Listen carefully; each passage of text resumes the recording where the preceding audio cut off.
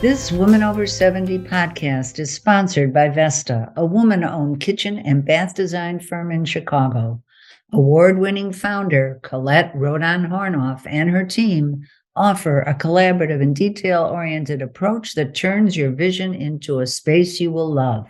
Through design, measurement, and construction, you can count on Vesta to bring your dreams to reality. Visit Vesta online at vestachicago.com or call 773-252-7300. Let Vesta infuse your home with warmth and welcome.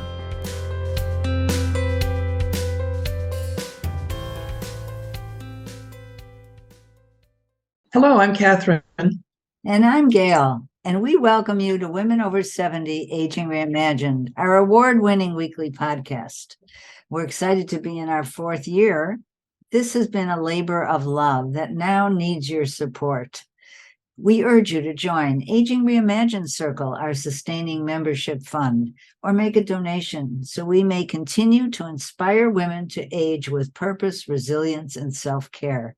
Visit womenover70.com and join today. And today we're very excited to be talking with Debbie Watts as part of our Advocates for Women Aging series.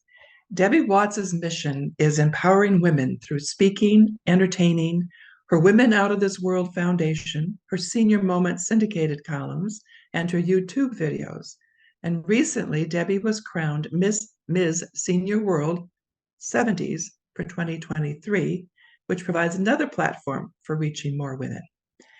As founding owner of Tennessee Stage and Film Company, Debbie writes, develops, and stages historical stage plays.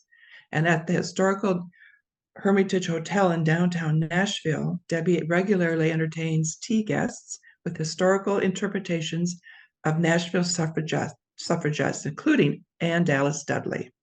Debbie has much, in her words, much to offer about living healthy and living large to create the best possible life in our later decades. So welcome, Debbie, to Women Over 70. Thank you so much. And you know, as I was hearing you introduce me and I heard you say over 70, I go, whoa, is that me? Is that really me? It is now. Reminded.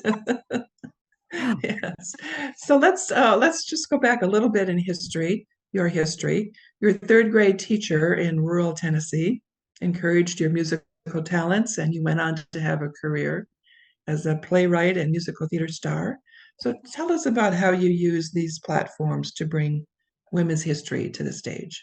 Mm-hmm. Well, you know, I learned during my career as an educator that if you want to really reach the part of the brain that learns, you go through an entertainment channel. You know, I taught middle school for most of my career, and if there's one thing those gals understand, it's drama. And so I learned that drama is a powerful tool, whatever you're trying to teach anyone. And so I sort of naturally gravitated toward these historical figures because it was a great way to teach history. You know, you make something fun and people will, there's an old saying that says, it's not so important what you say, but how you've made someone feel. Mm-hmm. And so I kind of go through that amygdala, that feeling point in the brain, and then once I'm there, once I've got them, then they can learn from me. Mm-hmm. Yeah. So tell us a little bit more about what you do at the Hermitage Hotel. Oh, that is so much fun. You know, and I wish everybody could come to Nashville. I wish I could show everybody Nashville. In fact, I had a group of friends down there yesterday, and I gave them a tour of the Hermitage Hotel. The Hermitage Hotel was built downtown Nashville in 1910 in the Beaux Arts style, and it has been restored to its original content in the lobby and all over the whole hotel. It's just absolutely stunning. And back in the days when women were fighting for the right to vote in 1920, the Hermitage Hotel, because of its proximity to the Capitol building downtown Nashville, many people don't know that that vote came down to Tennessee. Tennessee was the last hope for women to get the right to vote. And the fight between the yellow roses who were for the right to vote and the red roses who were against took place in the lobby of the Hermitage Hotel because the legislators would come in the lobby to smoke cigars every day. And that's where both sides did their lobbying, was in the lobby of the Hermitage Hotel. Interesting. And so I bring to life Ann Dallas Dudley, who was Nashville's kind of poster girl for the whole movement. She was a very physically beautiful woman, classically trained, educated, sophisticated, charming, and she had beautiful children. And so the children posed with her for posters and photographs, rode with her in parades. And her hubby, Guilford Dudley, who began an insurance company in Nashville, said, Annie, I'm going to have to stay out of it because I'm losing clients. You go and do whatever you feel like you need to do, but I'm going to have to stay out of it. So you've got an interesting story right there. Will this marriage survive? You know? So when I pull them into that side of the story, then all of the ladies who are sipping their tea sit up and take notice. And then they learn something about history in the process. And are you, tell us about being a musical theater star? Oh my goodness. The word star, that kind of, I don't know about star, but I enjoy being featured in those shows. I began writing years ago. I was an entertainer on the Cumberland River showboats that went up and down the Cumberland River in Nashville. And tourists would often ask me, do you know anything about Captain Ryman, who was a riverboat pilot on the Cumberland, who actually built the Ryman Auditorium, and he's the one who it's named for? So I said, when I get time, I put it on my to-do list to do research about Captain Ryman, and I found a fascinating story. So my first stage play, we told the story of how Captain Ryman and his wife together built the Ryman Auditorium. And so I was hooked. I was hooked on, you can't make up a story that's as good as history. You just can't. You can write a good story and you can tell a good story, but you can't make this stuff up. It was just, it had romance, it had adventure, it had lasting, humanitarians, philanthropists that did something that Ryman Auditorium is still there and they still perform in it today. Yes, and so that was the first story that we told. And I told it in a two-person play format. And let me tell you something, when you're on stage almost for 2 hours carrying a two-person play, it will take its toll on you. At the end of the day of a performance, a matinee and then a nighttime performance, I didn't know who I was. I thought I was Betty Ryman at the end of the day. That's great. So that was the first one. That's wonderful. I'm curious about how women react to the historic stories you're telling about other women. Well, that's the powerful thing. Yeah, that's the powerful thing. I've gotten, my reactions range from smiles and swells of pride to tears. Sometimes the ladies tear up at tea when I tell them that finale of how that one legislator changed his vote because his mother wrote him a letter urging him to do the right thing. When they hear that a young legislator of 23 years old did it to please his mother and that changed history, sometimes I get tears. And it's very, it's, and Nashville ladies who don't know how that happened, you see the pride come right after the tears. And it's a great thing if you can entertain an audience and make them feel proud at the same time. That's powerful. Yeah, for sure. I'm observing something, and that is that you're wearing a crown on your head. So tell us about this. About Miss Senior World? Yes. Oh my goodness. I didn't start doing pageants until I was 65 years old. And just to show you how green I was for that very first pageant, a girlfriend of mine said, Debbie, you're talented. You need to win a pageant. That would give you, with all of your projects and all your things you want to do for women, being a title holder from a pageant gives you a little bit of leverage, gives you a little bit of public forum. And so I entered my first pageant. My daughter was my makeup artist, and I wore my very first pair of fake eyelashes ever.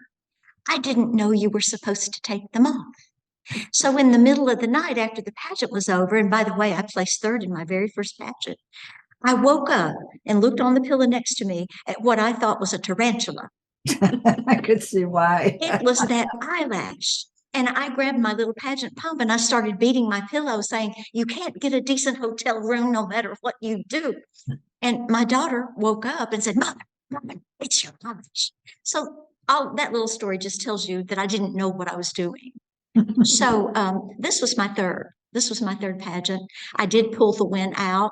I don't know why or how, but I just know that I kept believing that I was going to do my best because I had a mission. It wasn't just to get a crown on my head. I mean, you can collect crowns if you want to, but the real reason to do a pageant is that you want to improve yourself and you want to have a forum for your message. Mm-hmm. And I suppose that everything lined up in place for me that this was my time in history to capitalize on this. And let me tell you that the Miss Senior World Pageant, their motto is women supporting women. So it was already in line with my mission of women out of this world. And so it's going to be, 2023 is going to be, as my granddaddy used to say, I'm going to be busier than a beekeeper at a honey convention. And I'm going to love every minute of it. Debbie, if I can ask you, what does that mean? Your mission. You said women out of this world. Women out of this world. Yes. What does that mean? Let me tell you how I love to tell how I came up with that. You know, there's a biblical scripture that tells us that you must live in the world. But let me urge you to be not a part of the world. Now, I interpret that to mean that women are expected to be women out of this world. That means not only be your very best for yourself, but be your very best so that you will not look like the typical what the world adores. You should be above that, above it all. And so at least that's my goal. That's my goal, to teach women and to tell women that they can do that if they want to. They don't have to be what the world would like. They can have a mission and they can be out of this world.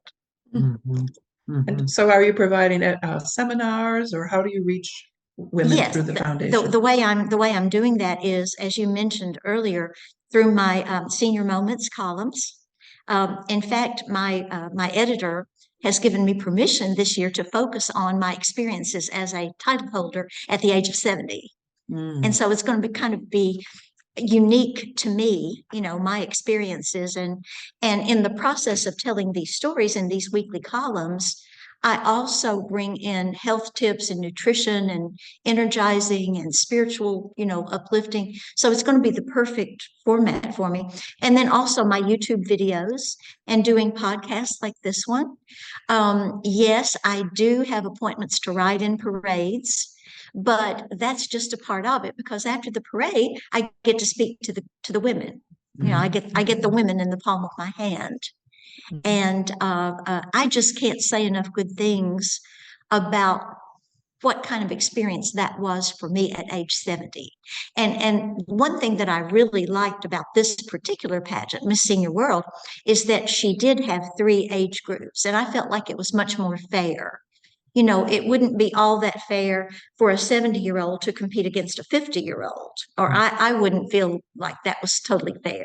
So they had 50s, 60s, and 70s, and we're 3 queens that we do everything together, even though we're in different parts of the country. We are arm in arm, and we've got a mission. Our missions are aligned. I didn't realize that part of it. That's exciting. So that there are here's what women getting older look like. This is what we do. This is what we care about. This is what the best 50 might be like. This is what the best 60 might be like. This is what the best 70 might be like. You know, and as far as I'm concerned, I love to coin words, and I call this year 70-rific. This is going to be 70-rific. Yes. I think, are newly minted 70, aren't you? I mean, you're in your early 70s. Just turned 70 in August, yes. In August. August of 2022. So I was kind of the young chick in the 70s group. And I suppose it worked in my favor. I do remember winning the interview subcategory, the preliminary, and I'm not sure how I did that, except that it was the end of those judges of their day, and we had a good time and we laughed. They laughed when I told them my story about meeting Mick Jagger of the Rolling Stones. Mhm. So I think that's why I fared well in the interview. They were starstruck when I said the word Mick Jagger. And how did he come up in conversation? The question was, as an entertainer, is there someone that you would like to be the opening act for, and who would it be? And I said, well, that's easy. It's my friend Mick Jagger. And they all, they allotted themselves in their seats. And one of them said, your friend Mick Jagger, we want to hear about that. So I was performing at the Hermitage Hotel one afternoon, and Mick Jagger was staying at the Hermitage Hotel because the Stones were having a Nashville concert. And I was taking a break, and I stepped outside in the sunshine and to get warm. And this distinguished looking, very attractive man who happened to have on a mask and a ball cap, but the ball cap pushed his hair down over his collar, and I'm a sucker for a man's hair over his collar anyway. So he walked right over to me. I don't know if he thought I was management or what. I was dressed in sequins, so I don't think management would wear sequins to work, but he walked right over to me and he goes, we were so disappointed when we got here. And I said, oh, tell me. And he goes, your restaurant, the Capitol Grill, is my favorite restaurant in the whole colonies, and it's closed for renovation. And he got real prissy with it, put his hand on his hip. And I said, well, you know what? A very wise man once said in song, you can't always get what you want. Well, he was silent for about 3 seconds, and those were the longest 3 seconds of my life because I didn't know how that was going to go. I didn't know if I was going to have to take my stuff and leave the Hermitage Hotel or what. But he finally laughed. And so from that point on, we had a nice conversation. He stopped by the piano, stayed for a couple of songs, and I felt like that let me say that he was my friend. Mm-hmm. Sure. It could have gone the other way, though, mind you. It really could. It really could. I was on thin ice, and I just didn't realize it. But when he realized that I must be the piano player, he followed me to the piano. So That's great. Yes. Gail, Right. you look like you're ready to ask a question or make Well, a I was comment. oh curious. yes, Gail, please ask. I was curious to learn more about how you are empowering women through this year that you're Ms. Senior Woman 70s. So what are there any programs that are specifically set up for that, or what is it that you're doing? Okay, we're free. We're free to make our own bookings. No. And as I book for 2023, the way that I'm billing myself is as a speaker-tainer. Mhm. And so I bring one of my historical, powerful women with me to teach the women that and to inspire them with these historical, real women who did extraordinary things 100 years ago. Right. If they could do it then, we can do it now. Mhm. That's what I tell them when I tell them about Ann Dallas Dudley. You know, she rode a train and crisscrossed the state of Tennessee 15, 16 times. And travel back in 1919 and 20 was not like it is now. It was hard. And if she could do that, we can step on a plane and be anywhere in 2 hours. Mhm. Yes. You know, that's Good. my philosophy about that, and that's the application with her. I also do another one of my women out of this world that's inspiring to me, and you ladies who are sophisticated from Chicago might not know this person, but there's a Grand Ole Opry lady entertainer comedian named Minnie Pearl. Oh, sure. I do I Minnie know that Pearl. name. Yes, Do sure. you? Do you Oh, know her? Sure. She was an amazing woman, and in fact, her real name Sarah Cannon. We now have the Sarah Cannon Cancer Centers, which were inspired by her and her fight with cancer and her dedication to urging women to keep up their medical checkups and to stay ahead of that terrible disease. Mhm. But I became friends with Minnie Pearl backstage when I worked at Opryland. And she grabbed me by the hand one afternoon and yanked me in her dressing room. And I thought she was going to spank me. But she said, "Come here to me, you little rat tail." And it's the only time in my life that I know that anybody ever called me a rat tail. But when Minnie Pearl calls you that, you pay attention. And so she sat me down. She goes, "You want to be in show business, don't you?" And I said, "Well, that would be real nice." And she said, "I'm going to tell you how to do it." She said, "Remember two things. You start your show with a laugh and you end your show with a laugh, and they will love you." And so she qualifies to be one of my women out of this world. Sure. Don't you think? Oh, of course. Absolutely. Absolutely.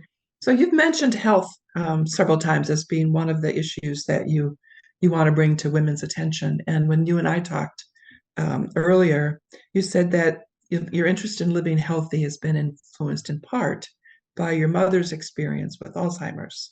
So Yes, can we switch gears a bit here and sure, have you tell us about that? Yeah. sure.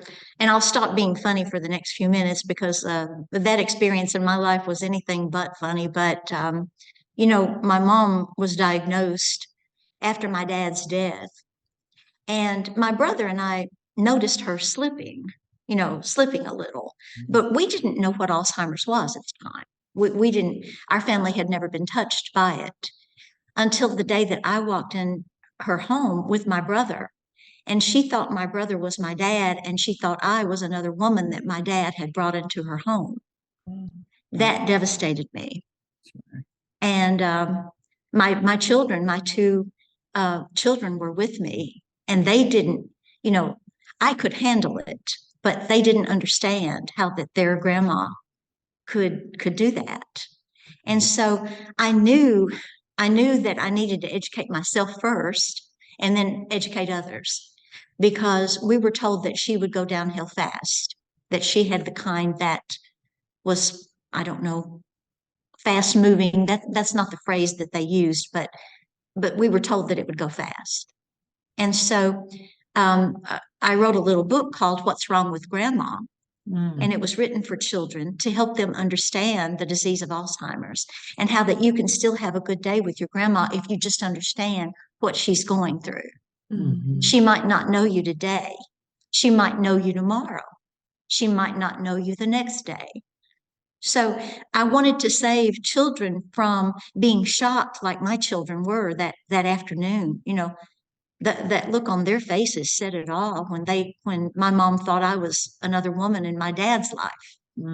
So that was a very, very pivotal point in my career as one who wants the best for women everywhere.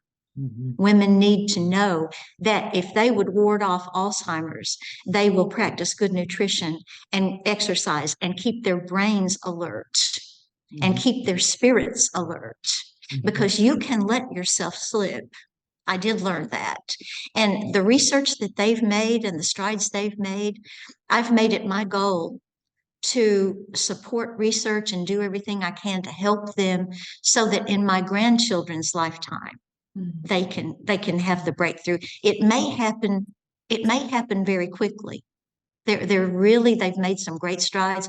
And as an entertainer who entertains a lot of senior groups and memory care groups, I've learned so much about the senior brain and how it works. And it's fascinating to me that my audiences in a memory care unit, for example, they might not be able to tell you their name if you ask them their name, but you start singing old songs and they can sing every word of an old song with you. Now, that's pretty fascinating about the human brain. Yes, it is. Don't you agree? Absolutely. Yeah. It is a fascinating study, and I wish that I really had the time to get another degree in it. But I was telling my coworker at Music for Seniors the other day that this experience has been the equivalent of a degree in senior health for me and senior brain health. Is there Because it's anything else fascinating. you can tell us about that? What stands out for you about senior brains, or how to relate authentically with people? Well, this is probably the most dramatic example of what I've learned and what sticks with me. When they roll in someone who's either on wheels or lying on a gurney because that's their state of things that particular day. Sometimes they have their eyes closed and they're still singing the words to the songs. Mm-hmm. Now, that's a fascinating mechanism, the human brain. And I just wish I could had the time to do the real clinical study of it, because I'm just studying it as an entertainer. Mm-hmm. But I know that things can be done. If the human brain can help you do that, then we can do better for ourselves with our brains. Sure. Yeah. That's just what I believe. And has this From- influenced yourself? How do you think about living healthily now? Oh yeah. Yes, my goodness, yes. When I think about keeping my own brain sharp and active, my husband teases me about this, but I play two-handed Scrabble. It gets my brain going every morning. I love it. I love it. And I love board games and I love television game shows. I produced a television game show in a previous life, actually in this lifetime, but I call my life several different lives. But just whatever it takes to keep your brain sharp and moving and to keep you communicating with others, whether it's on Facebook or social media or in a sewing circle or a quilting bee, whatever it is, socialization is an important part of keeping yourself sharp. Absolutely. For sure. Yes. And I think we all learned that during the pandemic. Yes. Because of how we felt a sense of loss during that time. So what do you see for yourself after 2023? After 2023, well, I'm going to continue to write and produce stage plays. I'm also working on a television movie screenplay inspired by a song I wrote. And probably with the time that it's taking me in 2023 to make these appearances and the seminars with women that I'm doing, I'll probably have a little more alone time as a writer after this year is over. Although I welcome both. I mean, if I'm still in demand as a speaker-tainer after I'm not promoting, the title anymore, I'll welcome all of it. But I really envision myself as writing something really big. I really do. I really do. I feel that happening for me. If I can just keep my brain sharp. Women? Is it about possibly, about women? possibly. What I'm inclined to think right now is that my colleague and I were working on a full-out stage musical based on the suffrage movement when the pandemic shut us down. And I think I'll probably be taking Ann Dallas Dudley and writing a full-out musical complete with a suffrage chorus line and, original songs. And I really would like to see that happen. We would like to see that happen. Yes. Would you? Could I bring it Yes. to Chicago? Would you help me bring it to Chicago? Well, you bet. I've been to Chicago would be a once and great I'd love place. to come back. Yeah. I don't know.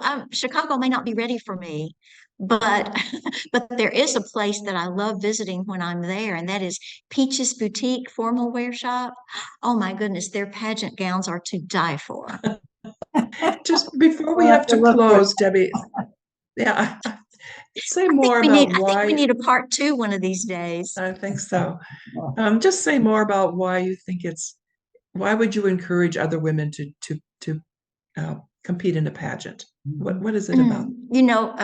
I think what you're competing with when you do a pageant is not the other women. You're there to support each other, but you're competing with yourself to be the best you and be a better you than you were the last pageant, or a better you than you were last month, or a better you than you were yesterday. If women could all experience that and they could catch that fire of seeing the self-challenge and the self-growth, that's what I wish every woman could learn. And it's never too late to learn it. Remember, I didn't do my first pageant till I was 65. Remember the false eyelashes and everything. I mean, you know, you're going to do some things out of not knowing what you're doing, but so what? So what? It's true. That's my challenge to you. That's a wonderful note to close on. Thank you. Do you have anything else you want to share with us before we have to close? Well, I've already said I'm busier than a beekeeper at a hunting convention. So the minute that we sign off, I've got about 6 projects waiting for me. So, you know, and I think that's part of the secret to this staying alert and staying sharp is always having something that's urgent. You know, that's the stimulus here. That's my kick, you know. Passion We projects. agree. What's that, Gail? Passion projects. Yes, passion projects. Exactly. Yes, I have a long list of them. Yes. And never stop. Acquire new ones. When you get to the bottom of that list, have new ones. Right. Well, thanks Thank you much. so much. Yes. Thank you both. Mwah. Wonderful. And listeners, at the beginning of the podcast, we invited you to join Aging Reimagined Circle, our sustaining membership fund. Aging Reimagined Circle hosts our monthly programs, and we hope that you will engage in these probing conversations and discussions and lend your voice to our important conversations about issues that matter to women aging. Visit womenover70.com and join. I'll tell all my friends to do it. Please do. Please do. And we'll be following you this year as well. Yes. Thank you so much. Thank you. Welcome.